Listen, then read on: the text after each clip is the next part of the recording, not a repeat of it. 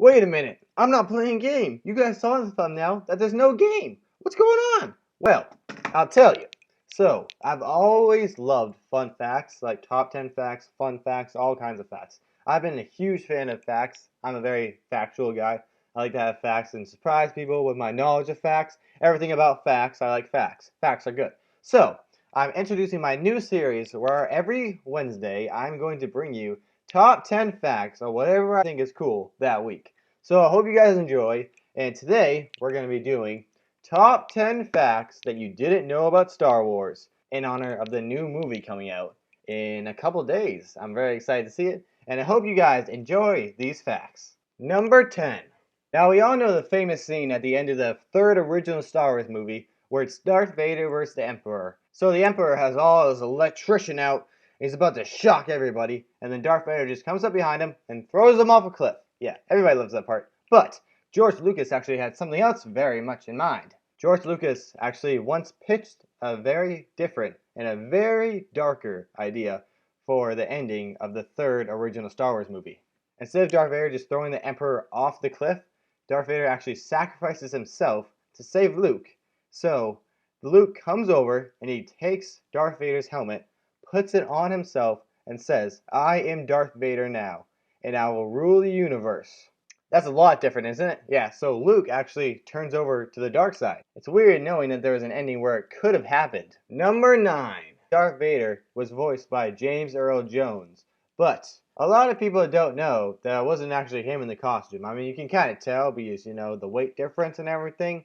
But, so, the person in the costume who actually played Darth Vader in all the 3 original movies was no other than David Prowse. Now, David is another story. David is not good. David hates George Lucas, and George Lucas hates David. Now, the story goes that George Lucas and any other person who knew did not tell David Prowse about the killing off of Darth Vader in the final movie. He didn't even know about it until, that scene. He was so pissed that they killed off his character that he actually went to a newspaper and he told the newspaper the ending of the movie, that Darth Vader gets killed off and everything. So he spoiled the ending of the movie for tons of fans all over the US. Now, because of this reason and that George Lucas finds him annoying, he is actually banned from all official Star Wars events. Yes, banned. The guy that played Darth Vader himself, is banned from all Star Wars events. Crazy, right? Guess that's just how the world works now. Number 8. So, everybody loves Chewbacca's awesome bark, roar, something, whatever the ah thing is. I don't know what you would classify it as, but everybody loves it, and I know I love it too. But nobody knows really how they got it. Chewbacca's voice is actually an electronic mix of a ton of different animals combined together. Chewbacca's voice is a mix of bears, walruses, lions, badgers, and other dying animals. That's Chewbacca's voice. That's the voice we all love. And you know what? Even after hearing that fact, I still love his voice. It's awesome. You have to admit, it's amazing. Number 6. Who doesn't love Jabba the Hutt? I mean, he's pretty awesome. He's a pretty boss dude. Even though he's one of the bad guys, he's pretty awesome. I mean, you can't not love Jabba the Hutt. He's pretty awesome. One of the original designs for Jabba the Hutt would actually make him furry instead of the slime-covered creature we know today. And another design was actually in the original Star Wars movies. Jabba the Hutt was actually a human, and he looked a little like this. It's so weird imagining him as a human, right?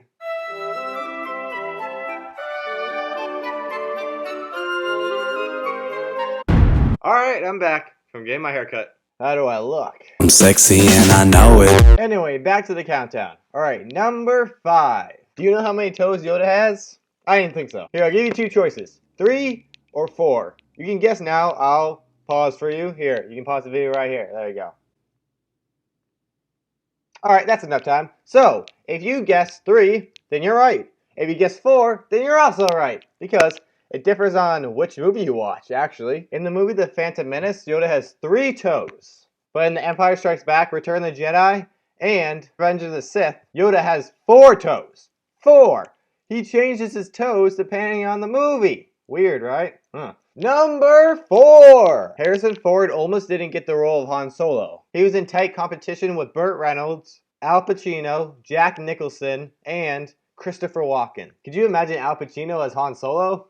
Here, I'm gonna tell you what we're gonna do, okay? Either you'll give us the princess, or, I'll put a horse's head in your bed. Numero tres! Since we're already on the topic of Han Solo, why don't I just throw another fact at you? In the early story outline, Han Solo dies, leaving the rebel forces in tethers, and Luke Skywalker disappears into the wilderness. George Lucas killed this idea because he thought that killing one of the main characters would, hurt toy sales. So, he changed the ending to a big party on the Ewok village. They're partying, they're dancing right over all the stormtroopers' corpses, playing the stormtroopers' heads like bongos. Yeah, that party. In fact, Harrison Ford himself actually asked the writers to kill him off in one of the episodes because he thought that it would put an end to a complex character, show that he wasn't so complex, and he thought it would be nice if Han Solo sacrificed himself for everybody else. But now, I bet he's glad that they decided not to kill him off because, he's making another movie with them, and, more movies means more moolah. Number 2. Now, everybody knows that C-3PO was played by a man, inside a C-3PO costume. But not a lot of people know that R2-D2 was actually played by a little person who would, be in the R2-D2 costume. In the C-3PO costume and the R2-D2 costume, temperatures inside the costume and where the person was could get up to 120 degrees. Yeah, that kind of sucked being that person. But it's all worth it to be in a Star Wars movie, am I right? And finally, number 1. No computer animation was used in any of the Star Wars movies. All the moments and all the scenes that they showed a spaceship flying through space or a dogfight, that was all done with stop motion pictures. If you don't know what stop motion is, it's when you take a picture of something, move it a little bit to the left, take another picture, move it a little bit again, take another picture, and keep going until, you put all the pictures together, flip it real fast, and it makes it look like it's actually moving on itself. So that's pretty cool because there's a lot of scenes where they could use computer animation and it would have been a lot easier.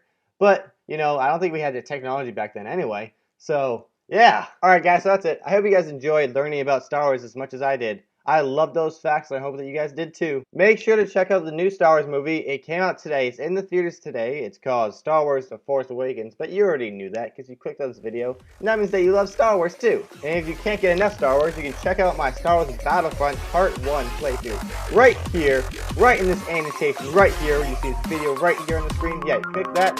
You can see my Star Wars Battlefront video. Please check out my Vine, Twitter, Instagram accounts. The links will be in the description below. And I'll see you guys in the next video. Peace out, guys. Shut up. I don't want to hear nothing. That was lesson number 2. Don't make lesson number 3 about a number 2. What? About Make me crap on the floor and make you clean it up. Make you clean it up. I'm a big man. Now you can brag to your friends how much you know about Star Wars. I'm sure they'll be pretty impressed and not beat you up at all.